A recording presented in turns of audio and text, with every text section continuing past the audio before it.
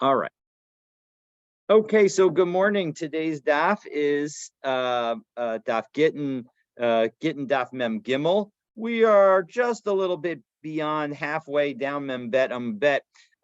We had a very chock full daf yesterday. It was back and forth in a couple of different areas. Today we are continuing our discussion of we're continuing our discussion of slaves and partial ownership situations where the slave is part free, part slave. And because that's what our Mishnah talked about. Our Mishnah began that way, telling us that in the conclusion of the Mishnah, that Beit Hillel and Beit Shammai agreed that if you have a slave that was owned by two owners, and one of the owners frees his half of the slave, we're going to force the other slave owner to free the other half, because we don't like having somebody who's half free and half slave. So that was the story in the Mishnah, and we've dealt with a bunch of different issues. And today we're going to continue with a series of questions that the Gemara is going to ask and about slaves in this situation. So again, we concluded yesterday with the first question of whether the master receives a penalty payment if someone else's ox kills the slave in a situation where the slave is required to go free, where there's an obligation to free the slave. And so, but the document, the get shichror, the document of emancipation, has not been given to the slave. So technically the slave is still a slave, even though he doesn't do work for the master. And the question that the Gemara has been asking is, what's that implication in various situations? So now we're going to talk about another situation where a slave is required to be freed. And the question is he allowed to eat meiser? Is he allowed to eat truma if he's owned by a Kohen who is going to be required to free him? So let's take a look. Again, we are 17 lines from the bottom of Mem Bet Bet.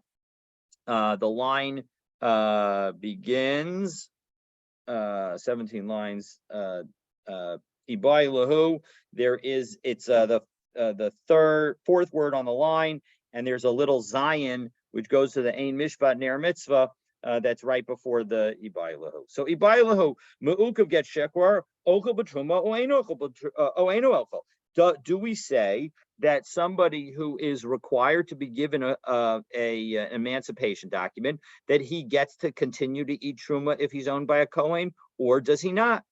Do we say kinyan kaspo marachmana v'hai lav kinyan kaspo who? Well, the person who gets to eat from a Kohen's truma, the Torah tells us it's got to be kinyan kaspo, an acquisition of his money.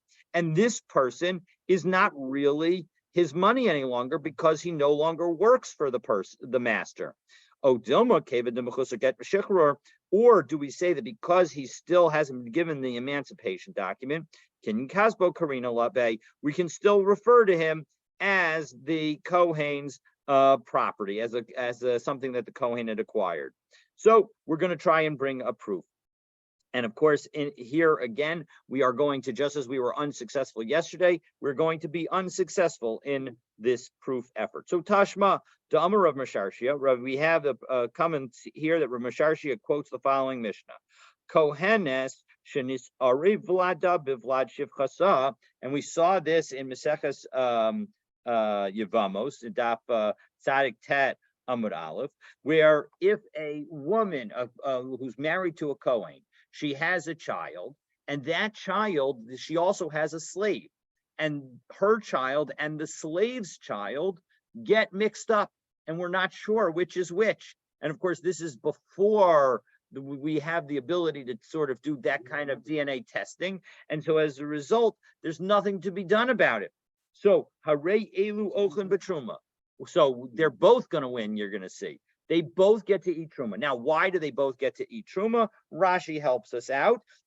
Fourth line of the widest lines of Rashi. Ochlin b'truma, shneihem. Both of them get to eat truma, because miman nafshach, doesn't make a difference. Dechad kohen, b'chad eved kohen. One of them is actually a Kohen, and the other one is the servant of a Kohen, and both of those categories get to eat. So it doesn't make a difference whether A is the Kohen and B is the servant of the Kohen, or vice versa. Yes. In this situation, the slave has a child, a boy child. Yeah. Slave is not Jewish. Correct. The slave is not Jewish. So is the boy child have to be circumcised? The In a answer Jewish home. the answer is yes, but not for the reason that you're thinking. Well, it's Meaning Catholic. that a slave of a Jew is any slave that is purchased by a Jew requires circumcision as part of the process of them becoming subject to mitzvos aseh shelo azman grama. To all mitzvot except for mitzvos aseh shelo azman grama. So that is and I think we covered that. I think it was in Yevama, but I'm not sure that I have it off the top of my head. But the point is that the answer to that question is absolutely. So the only practical difference is, is he a slave or is he a free person, and which mitzvot? Now, we learned this also in Yevamot, that if you have a slave and a master going to collect from the granary truma, they only get one portion, because we are worried that if you were to give a portion to each of them, then even the slave might be thought of as an actual Kohen. So in order to avoid that, we say they only get one portion at the granary. Higdilu hatarobes, when those two that have been mixed up grow up and become adults, mishacharurin zed zed, they have to free one another. So what have we learned? We've learned that they have to free one another. So they're subject to the requirement of freeing, meaning that they can't work for one another, meaning that they're treated as if it's the exact situation of our question. You have here a slave who is in need of an emancipation document and is not working for his master. And what did we say? We say they both get to eat truma. So as a result, that seems to be an absolute proof. So the Gemara rejects that proof and says, no, hachi hashta, are these cases really comparable? Meaning, is the case of a regular slave who requires freedom the same as a situation where there's been a mix-up? They're not the same, because Hasam im yavo Eliyahu v'yomar b'chad minayu de'evidhu, because if Eliyahu Hanavi were to come and say, look, I know you mixed them up and you can't tell the difference, but I can tell the difference, and I'm telling you this one's the slave and this one is the free, and then we would say, great, that's the slave, that's the free, and we would say, Kinyan Kaspo Karina Bay, the slave would be Kinyan Kaspo. So Hacha Lav Kinyan Kaspo Hu Klal. But here, there's no ability to work. It's nothing could come out and tell us. So as a result, we don't know. So again, we don't know. And so we continue again with other questions where again, we're going to end up with answers where we don't know. Gemara is an excellent way of keeping us modest, that we sometimes come to no conclusion. Ibailahu, Evid Shemacharo Rabo Leknas. Now, what happens if you want to sell? You need a little cash. So what do? You say, listen, it might not be worth very much, but I have this slave, and I'm going to sell you, Stan, the slave for the purposes of you receiving, if this slave happens to be gored by an ox, and therefore is due, his master is due the 30 shekel penalty, that you should buy that you can get that ownership right in Pennies the on slave. dollar, Of course, pennies on the dollar, but I need some cash. So as a result, I'm willing to make that. It's an obstacle, and it highlights how sophisticated the Gemara is with respect to ownership rights. Even though I don't think they use this literally until the 20th century, the terminology of sort of like different elements of ownership of, I remember one of my law professors talking about how you have a series of different straws, so to speak, into the same cup. And each straw represents a specific aspect of ownership until it fills up the entire ownership. And you can sell different aspects. So here we're trying to sell the potential, exactly, ownership. Now, Tosfos here, just as a quick aside, says, why don't we just say that you're just buying the right to the penalty? Why do you say, the phraseology is Eved shemecharo rabo liknas, where you sell the slave for the penalty fee, meaning that you sell the slave along with the penalty fee that would go with it. So why didn't it just say to sell the penalty fee? Because Tosfos says that everybody will agree. We're going to see that there's going to be a debate about when you can sell something that doesn't exist. So there are various things that don't exist yet. The easiest example is an apple on a tree that hasn't yet, the apple hasn't grown. It doesn't exist. Likely going to exist, and I can try and sell that to you. But the question is that there's not uniform agreement on whether or not that's a valid sale in halacha. Potential fall from the Absolutely, exactly, same exact issue. That one opinion says that is not a valid sale. The other opinion is that it is a valid sale. But according to Tosfos, when you have something that is so uncertain because who knows whether this penalty will ever be paid. So as a result, when you have something that's so certain, unless you tie it to an object, everybody would agree that that would not be a valid sale. That's what Tosfos says. But okay, so we have this question, and the person is trying to sell the rights to the penalty. Machor o eno machor. Is that a valid sale or is it not a valid sale? And this ties in to the issue of, do we say that a davar shelo ba la'olam, an object that has not yet come into the world, can it be sold or can't it be sold?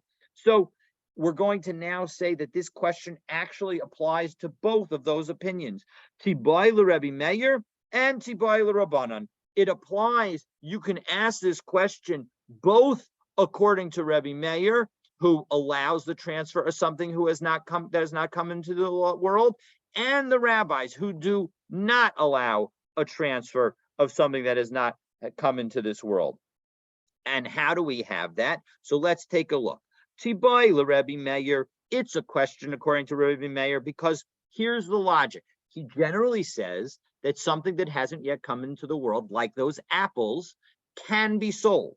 But ad kan lo ka'amar Rebbe Meir adam makna davar shelo bala olam ela kagon peirot dekel, that when does he allow that kind of sale? It's only with respect to the fruit of a date tree, because to avide da'asu, it's something that ordinarily happens. We can expect it, and so therefore we'll be fine. Aval hacha mi yemer de minagach.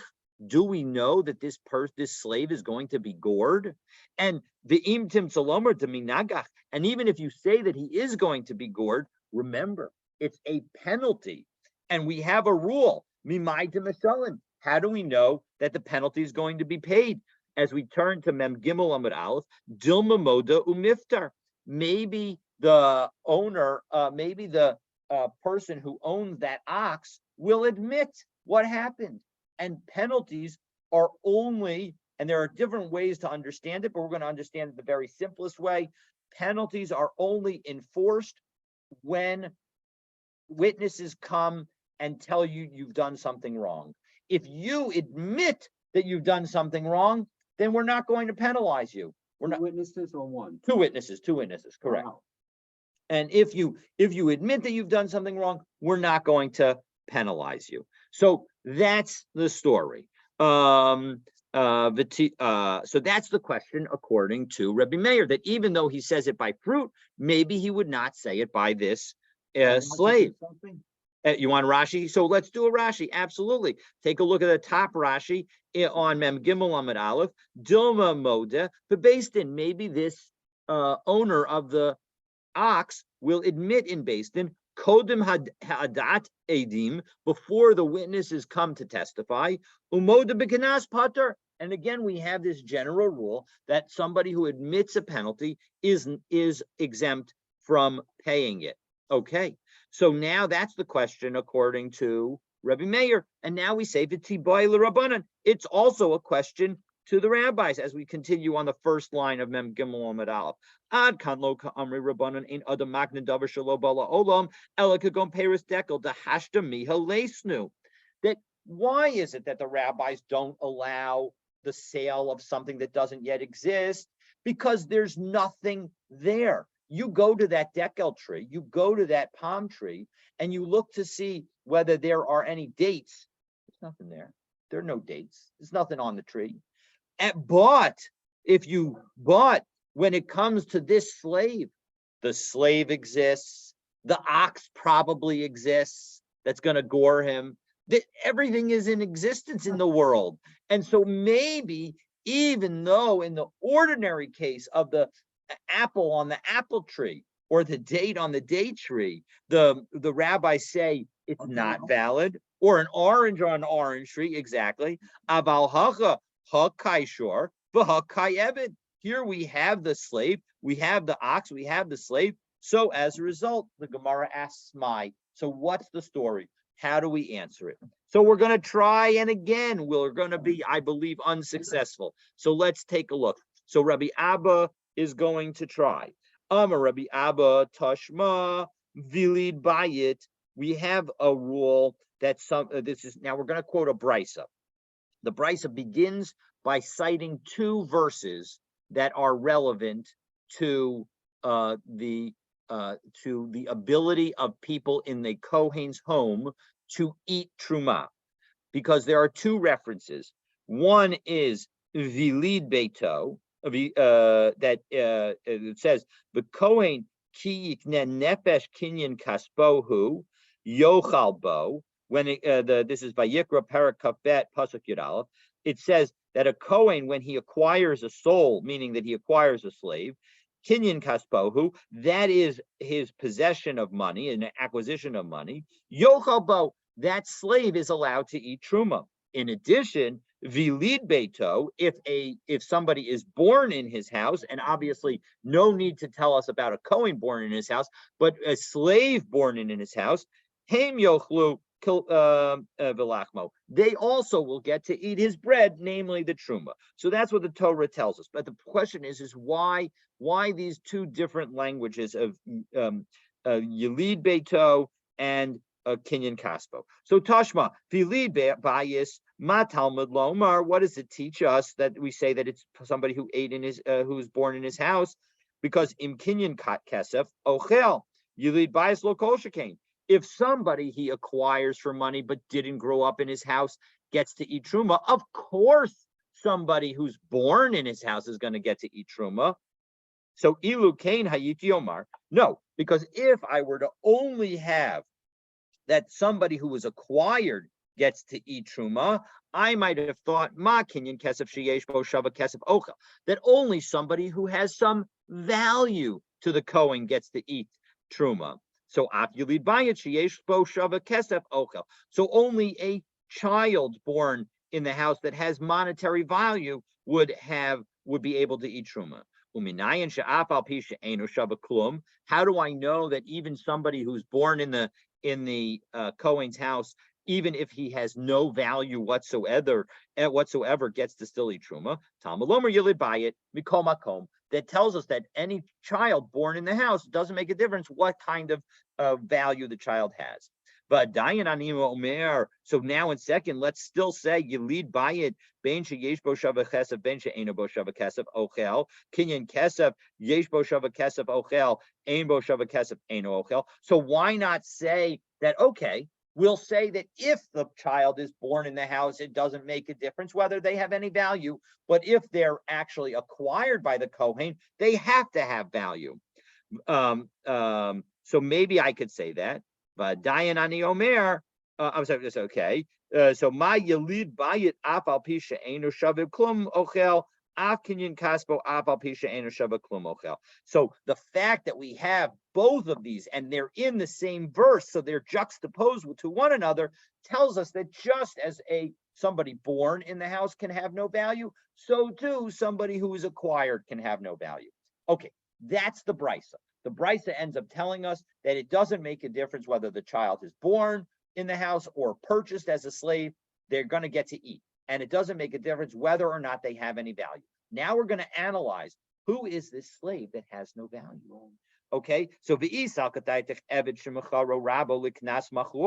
now if you were to tell me that I can sell a slave for the value of his ability to get the payment if he gets gored, right? If I get to sell that, well, then every slave has value. So it must be that this slave doesn't, so it must be that I can't sell that, because mi ika abda delo mizdabin liknasa, is there any slave who I would not be able to sell his penalty value? Every slave has a penalty value. And so even, whatever the status is, I would think I would be able to sell that. So it must be, in order for there to be a slave who has no value, it must be, the Gemara proposes at this moment, that I'm not allowed to make that sale. Because if I were allowed to make that sale, you might only pay pennies on the dollar, but I'd still get those pennies. I'd still get something. So the Gemara says, no, there is somebody else there that actually has no value. Who is it that has no value? Ika Eved Treifa, an Eved who's on not quite his deathbed, but is expected to die within the year. He has some kind of condition that is going to cause his death.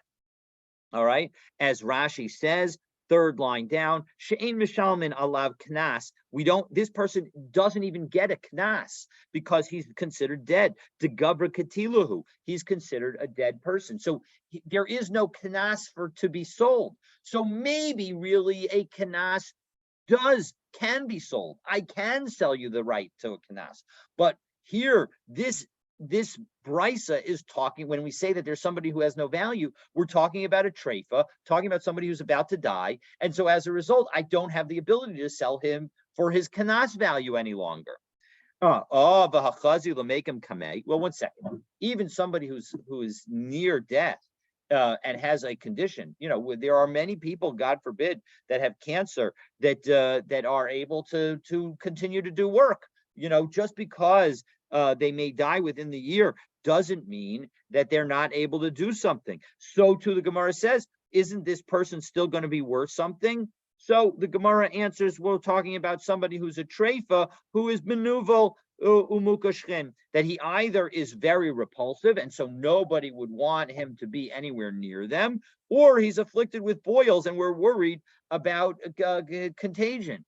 And so as a result, that's why we're going to say that there's a person who has no value. So the bottom line is we haven't answered the question. Again, we are stuck. So now a fourth. We had one yesterday, two already today. We now have a fourth situation where we're going to ask about somebody. Ibailahu, Mishachetzu Eben Bechetzu Ben Chorin, Shekidish Bas Chorin Mahu. If we have a half-free, half-slave male, and he goes and he says, Harei at mekudeshet li b'tabat zu kedas Moshe v'Yisrael, and he tries to marry a free woman, what happens? Does that work or not? Im Timtzalom or Ben Yisrael Sha'amar Labas Yisrael. So now there are two rules in Kedushin that we're about to say. So I'm going to do them outside and then we'll do them inside. If a man tries to marry half of a woman, it does not work.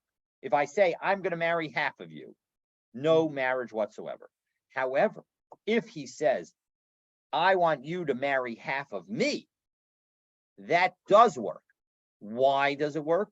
Because we understand that statement as meaning, just so you know, I might marry another woman.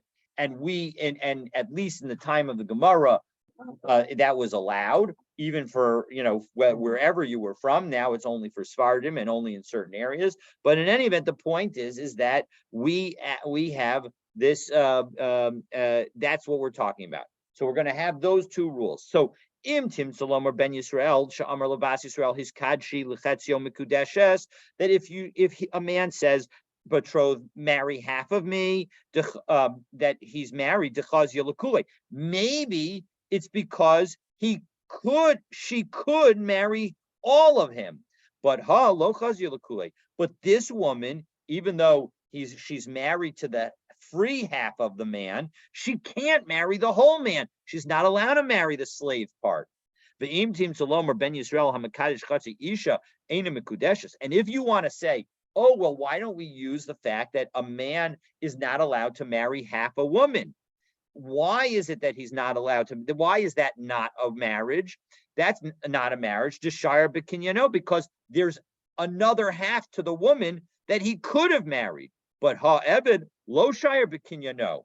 But this Eved has married as much as he's able to. And so which way do we go? You can't tell me one way or the other. So Tashma, let's see the following rule, which we've learned about. We saw this brisa previously. If an ox kills a man who is half slave, half free, no sin chatzi kanas l'rabo, half of the penalty goes to the slave's master, and half of the penalty payment and half of the value of the slave value of the person goes to the slave's heirs.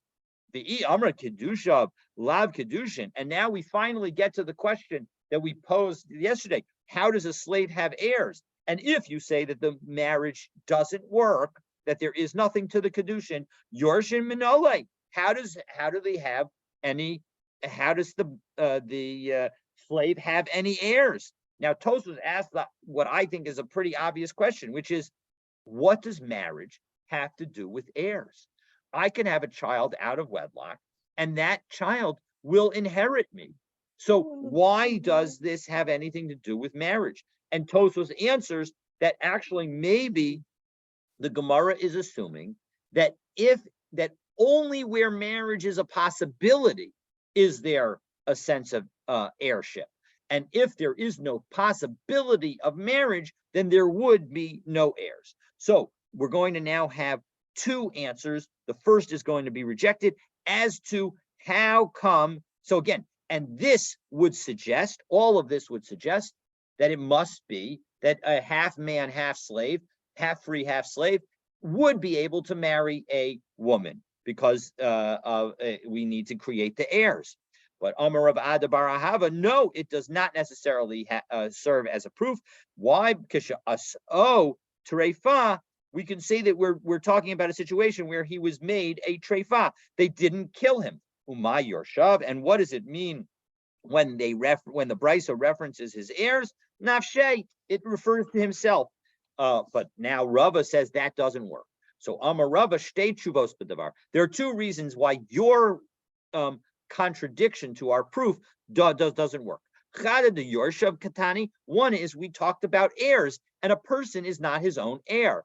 V'od Kofer, who we're talking about the payment of the amount that the slave is the amount that the person is valued, and that's what the heirs get. V'amarish Lakish Kofer Amish Talim Ela La'achar Misa. Kofer doesn't get paid until after the person dies. So the slave's heirs can't refer to himself if he's not going to get the payment until after he dies. Okay, Ella Amarava Roi Lito the Ainlo. So what does it mean? Rava explains that brisa is saying that that's who should get the money. But in fact, a slave has no heirs. And so as a result, no one gets the money. There's no one who's going to get paid those funds. So Amarava, so again, no proof. So we had 4 questions, 4 no proofs, and now the Gemara turns to a woman who is a half slave and half free. So let's take a look. Amarava kashem shema Kadesh Chatzi Isha Ve'ena Mekudeshes, Kachatz Yashivcha Ve'chatzia Bas Chorin, Sheniskadsha Ein Kedusheha Kedushin. That just as one who tries to marry half a woman cannot do so, so too a half slave, half free woman is not going to be able to do Kedushin either. Darish Rabba bar Rav Huna. Similarly, Rabba bar Rav Huna said and taught in his lecture, "Kishem sham mekadesh chatzi isha ve'ena mekudeshes, kach chatzi shivcha v'chatzi baskorin sheniskacha ena mekudeshes." Same basic, same exact words as Rava, namely that just as a woman can't be half married, so too a half slave, half free woman can't marry at all because only her half free half is possible to be married. So Amar le Rav Chisda challenges Rabbah and says, "Me dummy, are these cases really comparable?" Hasam shayer bekinyano. In the case where the woman is half married, there's a leftover half that could have been married. But hacha lo shayer bekinyano. But here, there's nothing left over. So Hadar Okim Rabbah bar Rav Huna Amora Ale Vidarash. So as a result, Rabbah bar Rav Huna thought about it, and he told the announcer to say that before him the following, that we can learn from this verse in Yeshaya, Hamachshela Hazos, that this Torah, which can serve as a stumbling block, Tachas Yadecha, is under your hand. How do we understand that? Ein Adam Omed al Divrei Torah. You cannot really understand the Torah, Ella im Kain Nechashel Behen, unless you've made a mistake in it, unless you've stumbled in it. Meaning that I originally made a mistake by saying that a half-freed slave woman is not able to do Kedushin, but I changed my mind, and and just because, even though we say that that if you try to marry half a woman, that if you do Kedushin for half a woman, it's not a valid Kedushin, but but if a slave, half free woman is done Kedushin with her, then it is a valid Kedushin. My taimo, why the difference? Because Hasam Shire Bekinyano, but Vahacha Lo Shire Bekinyano. In the case where the man tries to marry only half of the woman, he's left over the other half. But here, he's married all that he's able to. And so as a result, it's okay. Amar of Sheshes, Kashem Sham, Makadesh Chatzi Isha, Kachat Yeshivcha, Vakatzia Baskorin, Shiniskacha, Ain Kedushin. But Rav Sheshes keeps his position, keeps the position of Rabbah, and says that no, just as one is not able to marry half a woman, so too a half-free, half-slave woman is also not able to be married. I will note that in fact the Rambam paskins that in this direction it is considered a valid marriage. That he actually paskins like the position of Rabbah bar Rav Huna, saying that it actually is valid. Now Rav Sheshes says that, and now im lachshach adam lomar. Now Rav Sheshes says again that it doesn't work, and he's going to now note a possible contradiction to his ruling, but explain how the contradiction should be read. If somebody's going to whisper to you and say, well, what about the Shivcha Charufa? Now let's talk about this case before we go into the details. A Shivcha Charufa is a slave woman who is intended to be married to somebody, and then somebody has adultery with her. Instead of the general death penalty for adultery, there's just an asham that a sacrifice that the person has to bring, called the asham shivcha charufa, not named for the shivcha charufa, a designated slave woman, and gets lashes, but not the death penalty. So, but there's a debate as to what a shivcha charufa is. Some people say a shivcha charufa refers to, and then we're going to see this debate in the Gemara in a moment. Some people say it refers to somebody who is half free, half slave. And some people say, no, it's referring to somebody who's a full slave.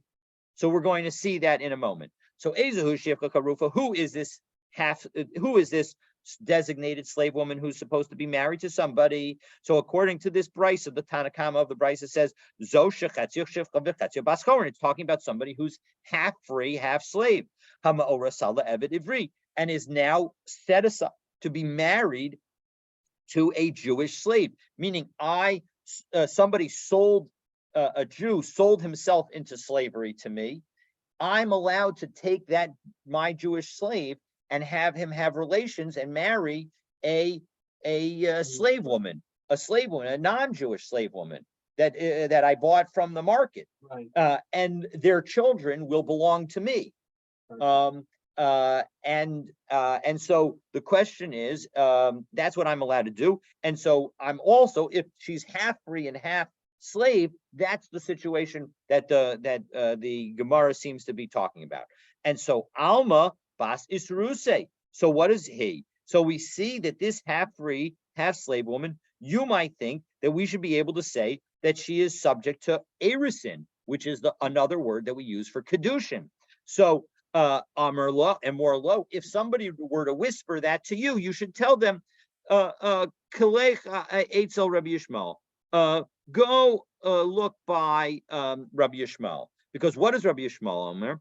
Shehu Omer b'shivcha kananis ha'orasa le'eved ivri. That it's when we say that we're talking about shivcha charufa, it's talking about a full-fledged slave woman who is ma'orasa, who is married to who's had erisin done with an eved ivri. But 1 second, shivcha kananis bas isrusehi is a Canaanite woman actually, whose slave woman actually subject to kedushin? No, they're not.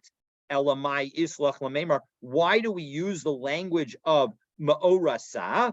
My ma'oreses miyuchedes. It doesn't mean that she's actually done erisin. It just means that she is designated. So hachanami, my ma'oreses miyuchedes. So to here, it doesn't mean actually married. It means designated.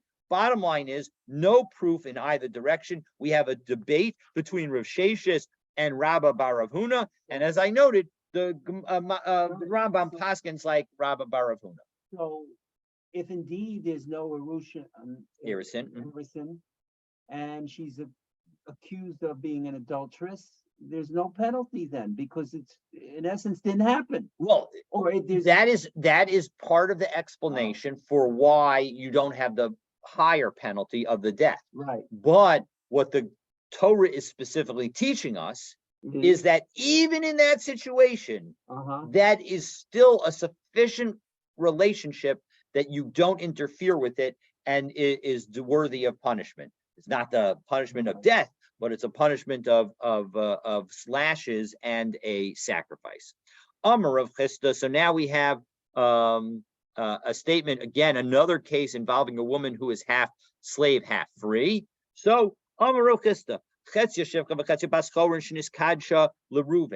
What happens if we have three brothers, Reuven, Shimon, and Levi? So first, while she's half free and half slave, she goes and marries Reuven. She becomes freed. Then she goes marries Shimon, her Reuven's brother. And both of them drop dead. What happens? Do we have Yibum or not? So Misyabemes Levi. So she should do Yibum with Levi, the third brother. And that is not considered a wife of two deceased husbands. We had in Yevamot a situation where I'm going to describe to you, where we say that she's as if she's coming to the Yibum, to the Yavam, from two husbands, and we say that a Yavam can only take a woman from one husband. What's the case? The case, again, Reuven, Shimon, and Levi are brothers.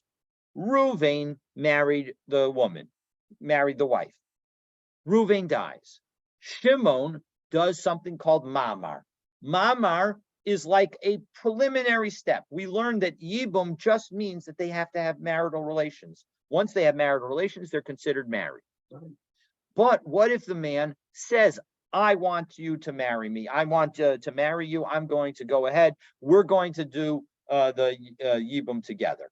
And so he says the necessary words, Harei at mikudeshes li, that we're going to do the marital relations. And so we say that already creates a bond between them. None of the Ma'amar, none of the other brothers are now any longer allowed to do Yibum with her. She's dedicated to now Shimon, the second brother. And now Shimon dies. In that situation, she has not yet fully left her relationship with the first brother because Yibum hasn't been done to her. And she has not left the relationship with the second brother because mamar was done by the second brother.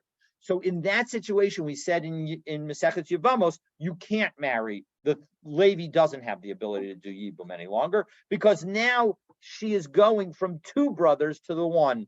And so that is not valid. But here we don't say that. Why don't we say that? Because manafshach, I kedushin de Reuben kedushin, kedushes de Shimon, lav kedushin. Because if the original marriage was a valid marriage, the second marriage was nothing. And the kedushe de Shimon kedushin, kedushe de Reuben, lav kedushin. And if you say the kedushin of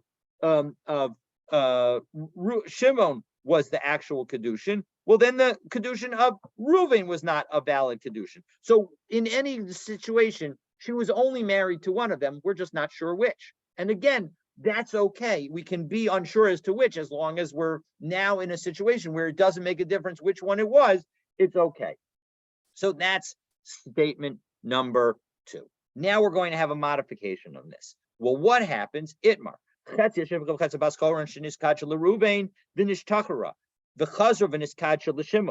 Again, same situation, marries Reuven, then she marries, she becomes free, now she marries Shimon. We're going to now have a debate. And in this situation, it doesn't have to be that Reuven and Shimon were brothers. It doesn't really make a difference. Rav Yosef Bar Chama Amar of Nachman, Paku Kedushe Rishon, that the first marriage becomes nullified and only the second marriage is a valid marriage. Rabbi Zera Amar, Rav Nachman, no, Gamru Kedushe Rishon. As soon as she became freed, the first marriage became finalized. So Amar Rabbi Zera Kivase Didi Mistabra. I think my opinion that she became married to the first husband is the one that makes sense, because Diksiv Lo Yumsu Ki Lo Chupasha. That why is it that if you do this, if you have relations with a Shivcha Charufa, that you're not going to be put to death? It's because she was not free. And so here, however, Ha Chupasha Yumsu. That implies that if she had been freed, then the adulterer and her would be put to death. So, and all right, so Amar Le Abaye, Ulatana Debe Rabbi Yishmael, Da Amar B'Shivcha Kananis Hamureses Lev Evet Ivri, Hachi Nami Dechi Chupasa Yumsu. But 1 second, we saw that Rabbi Yishmael says that we're not talking about, when we talk about Shivcha Karufa, we're not talking about a half-free, half-slave woman. We're talking about a full slave. And no one says that if you do Kedushin with a slave and then she becomes free, that there's any kind of not substance to your Kedushin. That Kedushin certainly was not valid. And so as a result, that your interpretation of saying Lo Yumsu Ki Lo Chupasha can't be correct.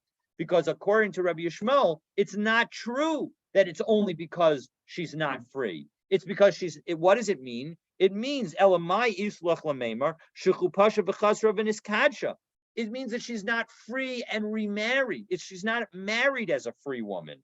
So Hakanami, we're talking about Shechupasha V'Chasra V'Niskadsha. So we're again in both situations we have to be talking about where she married after she became free. So the bottom line is that we've got both of these situations. We're talking about where she became in both of these situations. Again, we don't have a definitive answer, and it's not completely clear what happens to a woman who is half free, half married, and then performs marriage and then becomes free. Again, as I noted, the Rambam says that marriage is a valid marriage, and so she would be fully married if she became freed. Okay. Amar Rav Huna Bar Katina, Amar Rabbi Yitzchak. So Rav Huna Bar Katina says in the name of Yitzchak, Masa be'isha achas shekatcha shevcha b'chatcha baskorin. There was a woman who was half free, half slave. The kavu es rabba v'asa baskorin. Now this actually ties back to our Mishnah, because what did we say? With a half slave, half free man, we said that we're going to force, the rabbis are going to force the owner of the half slave part to free him. And here the rabbis forced the owner of the half-free, half-slave woman to free her. So why? Come on, who is this going like? Must be Rabbi Yochanan ben Broka. Da Amar vayivarach osam elokim vayomer ... Pru Ravu umilu. That according to Rabbi Yochanan ben Bracha, the blessing of pruervu is on both men and women. And so according to that, that would be the explanation for why a woman would also, the owner of a half-free, half-slave woman would also have to free her. Because just as we saw in our Mishnah, that the Beis Hillel even agrees to Beis Shammai that we have to free this half-free, half-slave man because there's nobody who he can marry. So too, we would, because we need to enable him to perform the mitzvah of pruervu. So too, we would say the same thing about a woman as well.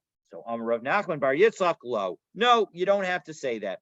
Minhag hefker naguba. The reason that the rabbis did that in that special case is because she was being mistreated. She was being treated as if she was effectively available to all men to have relations with her, and that's not the way to treat anybody. And so, as a result, that's why the rabbis freed her. Okay, we'll do the Mishnah and just the start of the Gemara, and we'll pick up with that, God willing, tomorrow. So Hamocher Avdullah Ovdei Kochavim Olachutz Laaretz Yatza Ben Chorin. So we saw this idea a little earlier in the Maseches because we quoted this Mishnah that if you sell a slave to a non-Jew or to somebody outside the land of Israel, the slave goes free because a slave of a Jew has to do mitzvahs. They have to do good deeds. But a slave of a non-Jew is not going to be subject to that. And we can't let somebody who is subject to mitzvahs stop being subject to mitzvahs. And similarly, we can't allow somebody who is subject to the mitzvahs of the land of Israel to be stopping being subject to the mitzvahs of the land of Israel. So, Tanu Rabbanan, the Gemara rabbis say, Hamocher Abdullah Ovdei Kochavim Yatzal Acheris, V'tzorach gets Shekor Mirabo Rishon. That when the sale happens to a non-Jew, the original owner, the Jewish owner, needs to give the slave an emancipation document. Rabbi Shimon ben Gamliel. Rabbi Shimon ben Gamliel says no, not always. That's only when he didn't write him an ono, and we'll see what an ono is in a moment. But if he wrote him a document called an ono, so then he would be that's considered his freedom document. And my ono, Amarav Sheshis, the Kasav Le Hachi, that he wrote to him the following idea. He wrote to him, and it said the following. He said, L'cheshetiv rach mimenu ainli esek bach, that if you run away from the guy that I am selling you to, well, then I have no dealings with you. I have no rights in you. I have nothing to do with you. You will therefore be free. And so in that situation, that would be a story where you would not need a get shechor because effectively that would have already been done. Again, this is not something that we advise people to do. We don't want this to happen. And so that is the story. Now, what happens if the non-Jew doesn't buy the slave from the Jew, but he captures the Jew in the slave of a Jew in war, or he or the owner of the slave borrowed money from the non-Jew, and the non-Jew collects the money by taking the slave. What's the story in that situation? So for that, God willing, you'll have to stay tuned for tomorrow's daf. Before the court. All right. Have a wonderful, wonderful day. Looking forward to continuing. Please wear everything